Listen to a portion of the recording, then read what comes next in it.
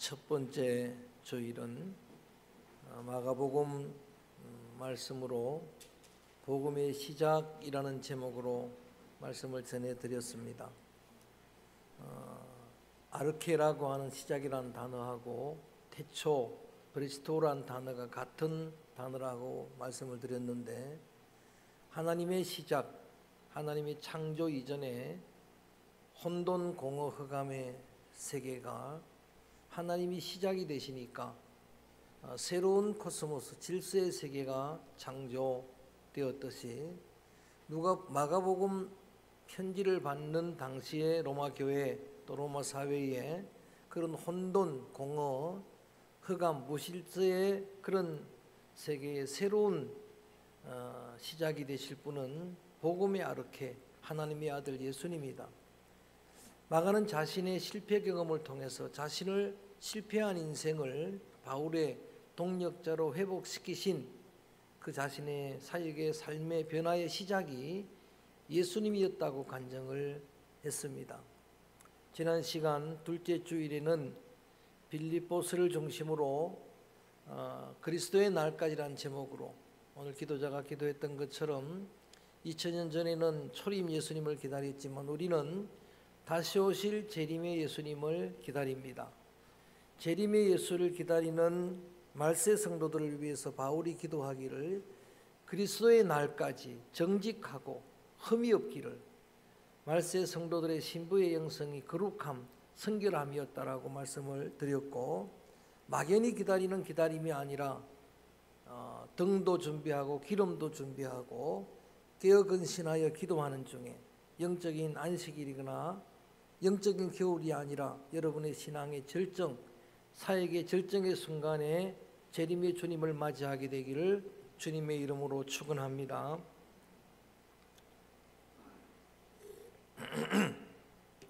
오늘은 대림절 세 번째 주일입니다. 대림절 기다림의 시간이 힘겨운 시간인데 나를 힘겹게 하려고 지금 환경의 상황이 조금 어려운 상황이지만 마태복음 1장 1절 예수님의 세계 복음의 새로운 시대를 선포하면서 한번 따라합니다. 아브라함과 다윗의 자손 예수 그리스도의 세계라. 아브라함과 다윗의 자손이라고 예수님을 선언하고 있습니다. 아브라함이 예수님의 조상이 되었다. 다윗이 예수님의 조상이 되었다. 여러분, 그 아브라함 믿음의 조상 또 성군 다윗, 그들이 가진 강점이 엄청나게 많습니다. 아브라함은 75세에 하나님의 부름을 받고 하나님의 부름에 순종해서 갈 바를 알지 못하고도 미련 없이 본토 친척 아비 집을 떠났습니다. 그리고 그의 삶에 많은 실수들이 있어도 그 과정 속에서 하나님의 뜻을 깨닫습니다. 하나님의 길을 깨닫고 그 길에 순종한 믿음의 조상입니다. 뿐만 아니라 100살 때 얻은 아들 이삭도 하나님의 명령 따라서 모리아산에서 번제로 드렸던 하나님을 경외하는 믿음의 조상입니다. 이제 내가 나를 경외하는 줄 알았노라. 하나님의 시험에 통과한 아브라함, 강점이 많습니다마는 그런 강점 때문에 하나님이 그를 예수님의 조상으로 삼은 것이 아니라 예수님의 조상 된 것은 전적인 하나님의 은혜였다라고 하는 이야기입니다. 아브라함 당시에 그만한 강점이 있는 사람은 얼마든지 있을 수가 있습니다. 그리고 아브라함도 약점이 많은 사람입니다. 그가 예수님의 조상이 된 것은 전적인 하나님의 은혜입니다. 다윗 역시도 강점이 많은 사람입니다. 다윗은 그를 하나님이 이스라엘 왕으로 세울 때에 하나님이 중심을 보시는데 하나님이 보실 때 그 중심이 하나님께 합한 사람이었다라고 말합니다. 다윗은 절대 아버지의 권위에 순종한 사람입니다. 자기의 형제 중에 왕을 선택하는 그 자리에 자신은 없습니다. 아버지의 명령을 따라서 아버지의 양을 지키는 아들이었습니다. 뿐만 아니라 양떼들을 생명 걸고 지킵니다. 사나운 맹수의 위협 속에서도 목숨 걸고 양떼를 지킨 다윗을 하나님이 이스라엘의 목자가 되었으면 좋겠다. 이스라엘의 목자로 세웠습니다. 물맷돌 하나로 적군 적장 골리앗을 물리친 개선 장군입니다. 어린 소년 다윗이 이렇게 말합니다. 골리앗을 향해서 너는 창으로 단창으로 무장하고 나오지만 나는 만군의 여호와의 이름으로 나아가노라. 전쟁사의 영원한 진리를 선언합니다. 전쟁은 하나님께 속한 것이라. 승리는 하나님께 속한 것이라. 그런 강점 많은 그런 여러분 다윗이었지만 다윗이 예수님이 조상된 것은 전적인 하나님의 은혜였다라는 이야기입니다. 왜냐하면 다윗도 너무나 약점이 많은 인생입니다. 다윗도 살인자였고 음행한 자였고 물론 다윗이 참여하고 회개하게 했습니다마는 그런 다윗이었고 당시에 다윗만한 강점이 있는 사람들이 얼마든지 있었을 것입니다. 그럼에도 불구하고 다윗이 예수님의 조상의 반열에 섰으니까 우리는 전적인 하나님의 은혜라고 강조하고 있는 것입니다. 그 외에 예수님의 조상의 반열에 선 수많은 그 족보에 있는 사람들 면면을 들여다보면 한결같이 강점이 많은 사람입니다. 유다도 강점이 있었습니다. 기생나합도 목숨을 걸고 하나님의 종들을 숨겨준 사람입니다. 그럼에도 불구하고 그들이 예수님의 조상의 반열에 선 건 전적인 하나님의 은혜였다는 겁니다. 그런 정도 강점 있는 사람은 당시에 얼마든지 있을 수 있기 때문입니다. 그 조상 가운데 이제 성모 마리아, 예수님의 어머니 마리아를 생각해 봐도 강점이 많은 여자입니다. 성령께서 그 마리아에게 성령으로 잉태케 해서 처녀가 잉태했습니다. 그런데 그 마리아는 그렇게 이야기를 합니다. 주의 계집종이니까 말씀대로 이루어질지어다. 여러분 이건 순교신앙입니다.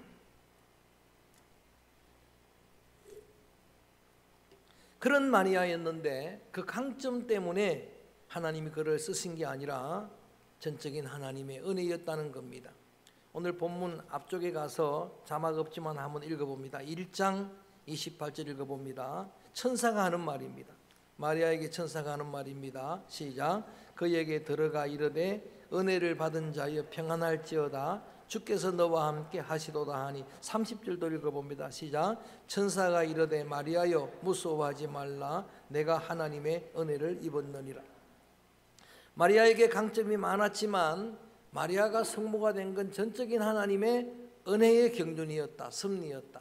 은혜를 받은 자라고 이야기를 합니다. 여러분 마리아는 평범한 사람입니다. 그 당시에 그런 강점 있는 마리아는 얼마든지 있었습니다. 마리아는 이름은 너무나 흔한 이름이어서 성경에 소개될 때에 막달라 마리아, 예수님의 어머니 마리아, 또 다른 마리아라고 말할 정도로 영어 이름에도 메리가 그래서 제일 많습니다. 메리가 마리아입니다. 영국의 아주 악독한 여왕 피에 마리아도 마리아입니다. 우리 한국 사람들은 심지어 강아지 이름도 메리입니다. 가장 흔한 이름입니다. 나사렛 동네에서 마리아 부르면 다 돌아볼 정도입니다. 그런 여러분 마리아에게 은혜를 주시니까 예수님의 조상의 반열에 서게 됐습니다. 성모가 되었습니다. 오늘의 본문의 말씀의 배경은 우리 대림절 세 번째 주일에 받는 말씀은 누가복음 말씀인데 오늘의 배경은 2000년 전에 베들레헴 동네입니다. 황제의 명령을 따라서 호적하려고 요셉과 마리아, 정혼한 마리아가 출산할 날이 다 됐는데 베들레헴을 방문합니다. 아시는 대로 유숙할 방이 없어서 마구간에서 출산을 하고 구유에다가 아기를 뉘었습니다.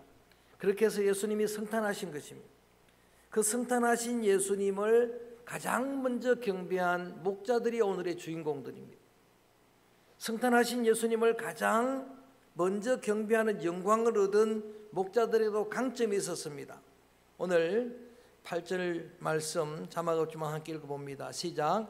그 지역의 목자들이 밤에 밖에서 자기 양떼를 지키더니 목자들은 밤에도 깨어 있었습니다. 밤에서 자기의 양떼를 지키던 자입니다. 그렇게 성실한 그런 목자들인데 그들이 이렇게 예수님 성탄을 처음 경배하는 영광을 얻은 것이 그 강점 때문이 아니라고 강조하고 있는 겁니다. 하나님의 특별한 은혜였다는 겁니다. 목자로 번역된 포이멘이라는 단어는 원래는 목동이라고 번역을 해야 됩니다. 목동은 자기 양이 아닙니다. 주인의 양을 위탁받은 청직입니다. 그래서 당시에는 자기 욕심만을 채우는 싹군 목동들이 많았습니다. 그런데 오늘 이 목자들은 자기의 일에 충실하게 성실하게 감당하는 그들에게 천사가 전하는 복음의 소식이 들려옵니다. 성탄의 복음의 소식을 10절 한번 같이 읽어볼까요? 크게 한번 읽어봅니다. 시작. 천사가 이르되 무서워하지 말, 내가 온 백성에게 미칠 큰 기쁨의 좋은 소식을 너희에게 전하노라. 처음으로 복음의 소식을 들었던 목자들입니다. 예수님이 성탄의 소식을 처음으로 들었는데 예수님을 성경에 표현하기를 세상 죄를 지고 가는 하나님의 어린 양이다. 그 어린 양인 예수님을 처음으로 경배한 목자들이 경배했다는 게 자연스러워 보입니다. 더군다나 11절도 읽어볼까요? 11절 말씀 소리내 읽습니다. 시작. 오늘 다윗의 동네에 너희를 위하여 구주가 나셨으니 곧 그리스도 주시니라. 다윗의 동네에 구주가 나셨다. 이렇게 성탄하신 아기 예수님은 만인류의 구주라는 겁니다. 오직 여러분의 구주는 한 분입니다. 예수님인 줄로 믿습니다. 내 죄를 씻어주시는 구세주는 예수님이에요. 그러니까 그 예수님 한 분만이 아기 예수지만 그분만이 구약에 예언된 메시아예요. 지금 파노라마를 통해서 매 찬양 예배 때마다 배우는 창세기에 나오는 태초의 원시복음서부터 곳곳에 나오는 예언된 메시아가 바로 이 아기 예수다. 아기 예수는 왕이시다. 아기 예수는 완전한 선지자시다. 아멘. 아기 예수는 유일한 제사장입니다. 그 예수님이 우리의 목자가 된다는 사실을 그들에게 전해준 겁니다. 여러분, 예수님이 친히 요한복음 10장에 말씀하십니다. 나는 선한 목자다. 선한 목자는 양들을 위해 목숨을 버리노라. 양들을 위해 우리 위해 목숨까지 버려주신 목자는 예수님 한 분밖에 없습니다. 그래서 선한 목자 대신 그분을 목자들이 경배하는 게 굉장히 자연스러워 보입니다. 그런데 여러분, 그런 상징적인 의미가 있는데 더군다나 12절도 읽어봅니다. 다 상징적으로 이렇게 이야기를 하고 있습니다. 12절, 목자들이 경배하는 그분은 목자다. 그것도 의미가 있습니다만 12절 말씀도 읽어볼까요? 시작. 너희가 강보에 쌓여 아기를 보리니 이것이 너희에게 표적이니라. 그냥 예수님이 방이 없어 그냥 우연히 어쩌다가 말구유에 놓이신 게 아니고 이것도 사인이 표적이란 말이 세메이아 세메이온 사인이란 영어로 사인이란 말이에요. 여러분, 선수들이 사인을 주고받을 때 거기에 숨겨져 있는 내용들이 있는 겁니다. 드러난 거는 손짓이지만 있는 것처럼 그렇게 말구유에 놓이신 예수님은 표적이다 라고 설명을 하는 거예요. 예수님이 베들레헴에 나셨습니다. 말씀드렸듯이 베들레헴도 물론 좋은 이름을 가졌습니다. 그렇지만 여러분, 베들레헴 말 자체가 뭐라고 그랬습니까? 계속해서 말씀드렸죠. 떡집이라고. 기억나십니까? 떡집이라고. 베들레헴. 여러분, 룻기서에 보면 베들레헴을 떠났다가 큰 낭패를 당하죠. 그리고 미가서 5장 2절 말씀에도 보니까 베들레헴에 예수님이 나실 것이다. 베들레헴은 거룩한 땅, 복된 땅이다 라고 그렇게 예언해 주었어요. 그래서 예수님이 나셨는데 여러분, 베들레헴 떡집인 예수님, 떡이신 예수님, 더군다나 양들이 밥을 먹는, 양들은 밥도 아니고 죽을 먹죠. 구유라는 게 우리는 그냥 구유 그러니까 예수님이 드셨으니까 아주 거룩하게 보이지만 여러분, 구유가 뭡니까? 장로님, 구유가 뭡니까? 구유가 양들의, 소들의 죽통입니다. 밥도 안 먹고 죽 먹습니다. 죽통입니다. 그러니까 이건 표적이라, 표라, 사인이다 이거. 이렇게 나셔서 너희들이 경배하는 예수님은 만인류의 유일한 생명의 양식이다라고 하는 거예요. 이 우매한 짐승들의 양식이 되었던 그런 것처럼 모든 인류의 예수님이 요한복음 6장에 직접 그런 말씀을 하십니다. 오병이의 표적을 행하신 후에 표적은 실제로 사인이니까 실체가 있다라고 하는 이야기입니다. 그러면서 말씀하시기를 따라합니다. 나는 생명의 떡이라. 내가 바로 생명의 양식이다. 나를 먹는 자는 영원히 죽지 아니하리라. 나를 먹는 자는 영원히 줄이지도 아니하리라. 성찬을 제정하실 때에 그때도 떡을 떼어 주시면서 이 떡을 받아 먹으라. 이 떡은 나의 몸이다. 이 떡을 먹는 자는 영생하리라. 생명의 떡이라고 말씀을 하셨습니다. 그러니까 베들레헴이 여러분 이름 좋아서 그냥 예수님이 나신 게 아니고 또 그 마국간 여러분 생각해 보세요. 유대 땅에 동네가 그 많은데 그 많은 중에서 베들레헴에 예수님이 나셨으니까 베들레헴도 의인화시키면은 참으로 은혜 받은 땅입니다. 전적인 하나님의 은혜예요. 그런 동네가 그 동네 그 이스라엘이 많은데 그리고 베들레헴 동네에도 마국간은 많습니다. 그런데 그 마국간에 예수님이 탄생하셨으니까 은혜 받은 자리입니다. 그래서 지금도 본성지를 가보면 거기에 예수님 탄생하신 그 마국간에 예수 탄생 기념 교회가 세워져 있습니다. 그 많은 마국간 중에 은혜였다. 제가 오늘 한 가지 메시지를 가지고 계속 전하고 있습니다. 전하는 내용은 한 가지입니다. 제목입니다. 그래도 은혜입니다. 시작. 왜냐하면 그들은 강점이 많았고 그들은 이런 여러분 그릇이 되는 그런 사람들이었고 그런 여러분 목자들이었고 그렇지만 그 강점 때문에가 아니라 하나님의 은혜였다. 그 정도 강점이 있는 사람은 얼마든지 있을 수 있는데 그래서 그렇게 경배하는 그들이 천사들의 찬송 소리를 마지막 들어봅니다. 14절 말씀 이런 성탄의 기쁜 찬송의 소리가 들립니다. 시작. 지극히 높은 곳에서는 하나님께 영광이요 땅에서는 사람들 중에 평화로다 하니라. 아멘. 그 영광을 보게 되었으니까 예수님의 성탄하신 성탄의 이 소식은 지금도 여러분 이 성탄절에 저 필리핀에 가보니까 필리핀은 4개월이 성탄절 축제입니다. 95%가 캐톨릭 나라이기 때문에 그런 것도 있겠습니다만 그들 심성 자체가 이렇게 축제를 좋아하고 또 행복지수가 높고 그런 사람들인데 왜 4개월 동안 성탄절입니까? 물어보니까 가이드가 그런 이야기를 해요. 디셈버 12월에 예수님이 나셨으니까 버가 들어간 그 달은 전부 성탄절이다. 그래서 september부터 그리고 옥토버, 노벰버, 디셈버 전부 다가 성탄절이에요. 성탄에 오신 소식은 오늘도 여러분 전 세계 축제입니다. 대만을 가봤는데 대만에 여러분 기독교가 0.2%밖에 없는 대만 나라의 최고의 축제는 쌍십절이 아닙니다. 놀랍게도 성탄절입니다. 이거 아멘 할 때까지 할 거예요. 일본은 2%밖에 기독교가 아니에요. 그런데도 일본의 최고의 축제는 성탄절입니다. 왜 예수님이 성탄하신 날이 이렇게 온 세계가 기뻐하는 날입니까? 예수님의 성탄은 하늘에는 영광이고 우리에게는 평화입니다. 모든 성도들에게는 평화입니다. 그래서 제가 여러분 제목을 그래도 은혜라고 그렇게 정하고 한 주간 은혜라는 찬양을 몇 번 들어봤습니다. 조금 있다가 부를 거지만 내가 누려왔던 모든 것들, 지나왔던 모든 시간, 걸어왔던 모든 순간 당연한 것 아닌 전부가 뭐라고요? 은혜였소라고 하는 찬양입니다. 당연한 것은 하나도 없습니다. 여러분 된 것은 전부가 하나님의 은혜입니다. 저와 여러분 우리에게는 강점이 있습니다. 저는 가는 곳마다 우리 교회 5분의 장로님들 여러분을 자랑합니다. 믿어주시기 바랍니다. 자랑할 만한 강점들이 많습니다. 우리 선임 장로님이 훌륭하니까 나머지 장로님들이 다 그에 따라가요. 군사님들 가는 곳마다 자랑합니다.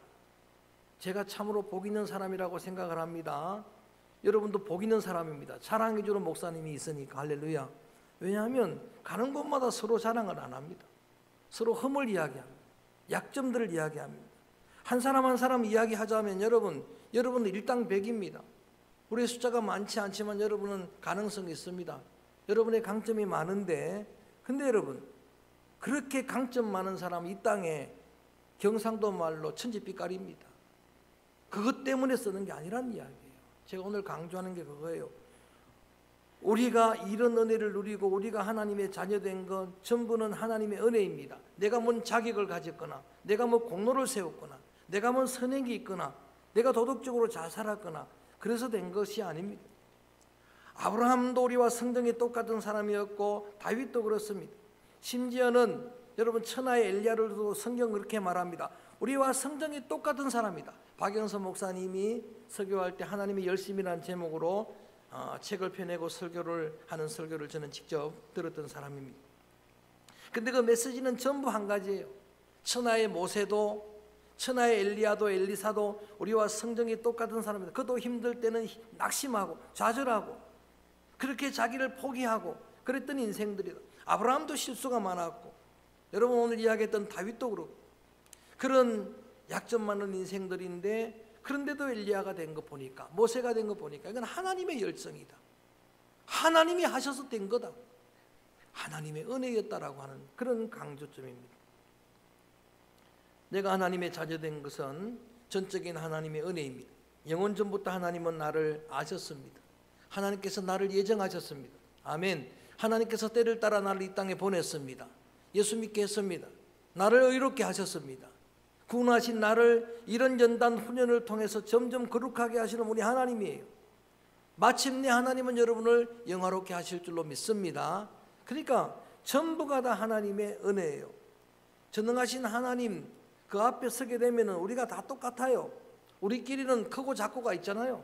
누가 더 크고 누가 잘하고 누가 더 지혜롭고 있는데, 여러분 우리끼리 재니까 그런 거예요.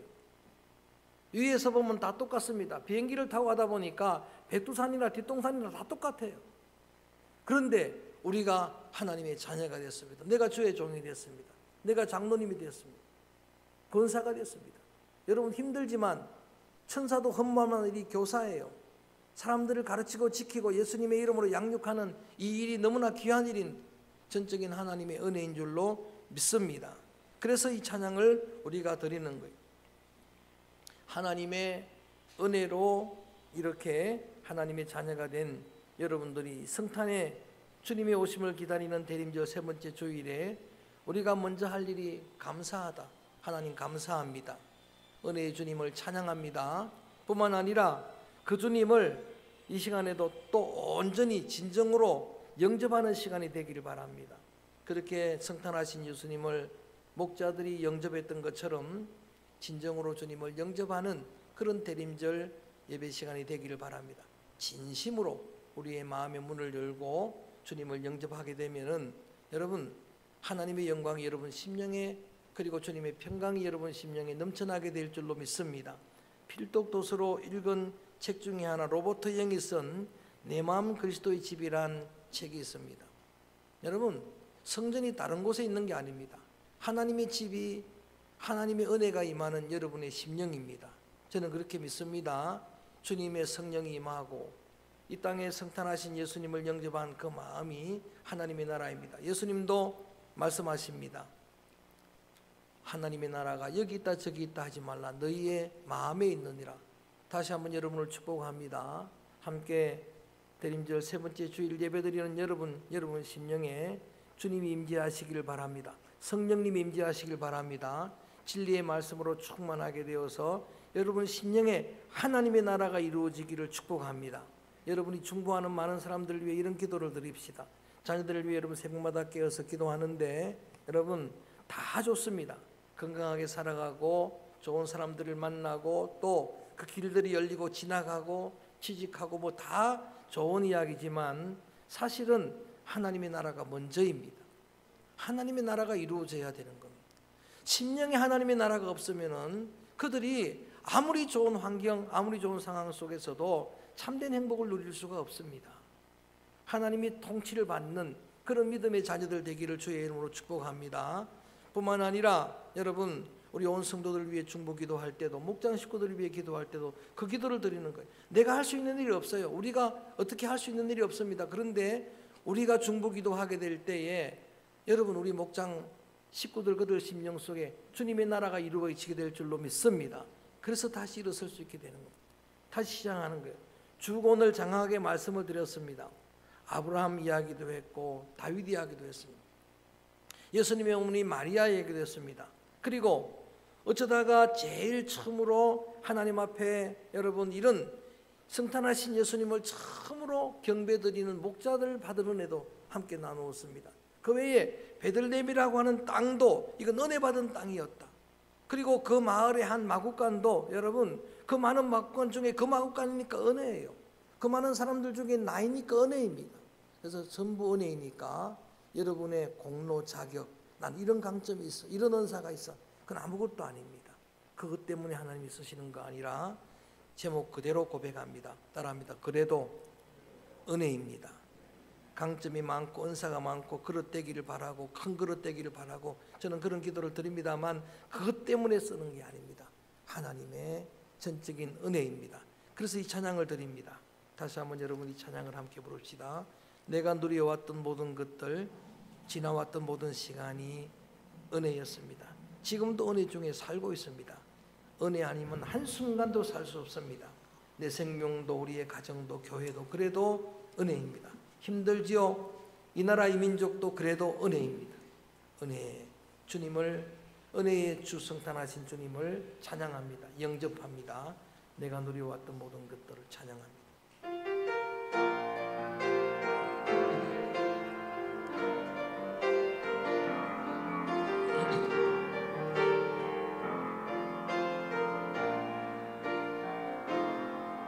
내가 누려왔던 모든 것들이, 내가 지나왔던 모든 시간이, 내가 걸어왔던 모든 순간이 당연한 것 아니라 은혜였소. 당연한 것 아니라 은혜였소. 아침에 해가 뜨고 저녁에 노을, 봄의 꽃향기와 가을의 열매, 변하는 계절의 모든 순간이 당연한 것 아니라 은혜였소. 힘차게 찬양합니다. 모든 것이 은혜입니다.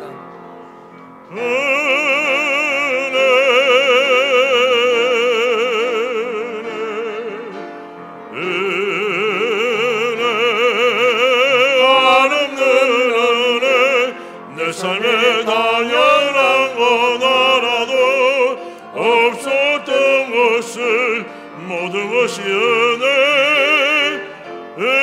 은혜였소. 내가 이 땅에 태어나 사는 것, 내가 이 땅에 태어나 사는 것, 어린아이 시절과 지금까지 숨을 쉬며 살며 꿈을 꾸는 삶, 당연한 것 아니라 은혜였소. 내가 하나님의 자녀로 살며 오늘 찬양하고 예배하는 삶, 복음을 전할 수 있는 축복이 당연한 것 아니라 은혜였소. 마지막 힘차게 찬양합니다. 모든 것에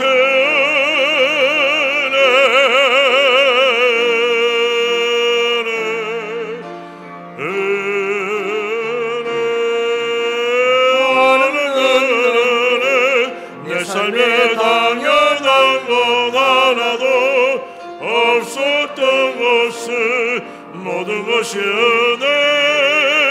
은혜였소. 다시 한번 합니다. 모든 것이